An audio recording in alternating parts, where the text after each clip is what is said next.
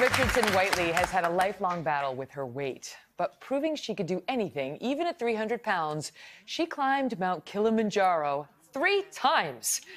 In her book, The Weight of Being, Cara admits even though she conquered that mountain, she still struggled to overcome her binge eating. I sat down with her not long ago for an interesting talk. Watch. Cara Richardson Whitely's earliest memory of binge eating is at 9 years old. My parents were on the verge of divorce, and I would literally hide in the pantry. And the crunching, the chewing would drown out the screaming. Scared and fragile, things only got worse.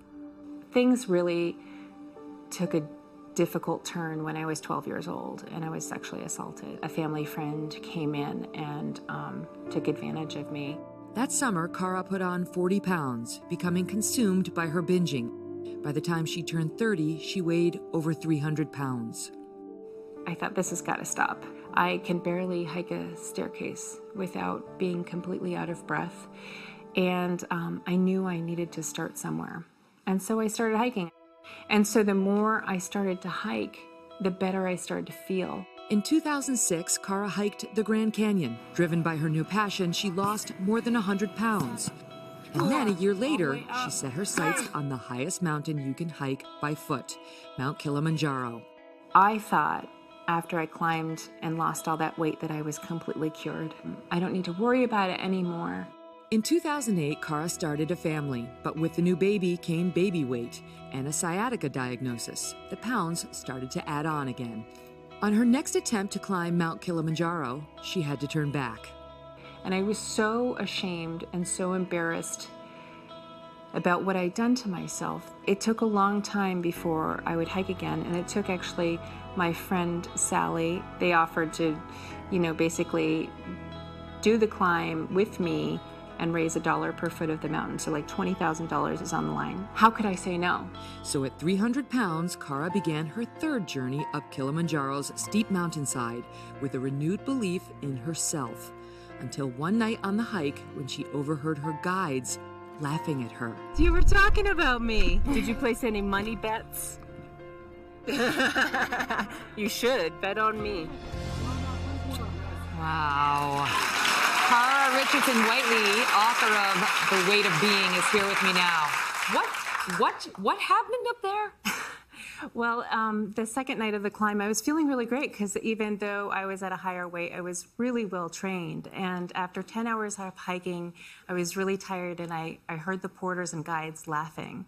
And after years of struggling with weight, I know when someone's making fun of me. So I could hear them basically betting against me. And so in that clip, I was essentially confronting our head guide, saying, "What were you saying about me?"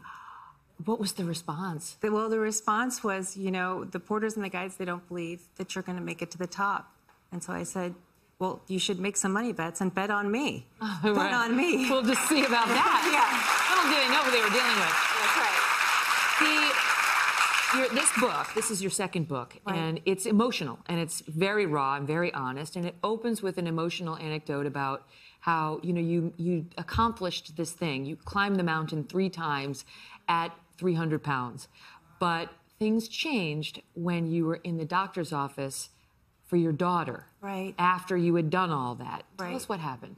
Well, I realized in that moment of Weight of Being when I'm in the doctor's office and I could see that my weight, my binging, felt like it was rippling out to my own family, where my daughter's weight was about to go over to the overweight line.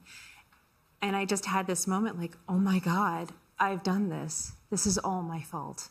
And I knew something drastic had to change. I feel like a lot of moms have had that moment, and dads too probably, where you see your child and you see something that came from you, and you want to change it in your child, and you don't think the way forward is to change it in myself first. Right. You know? Right. Because kids, they do model us. They model us so much. So you did something, some people would describe it as drastic. Tell us what you did.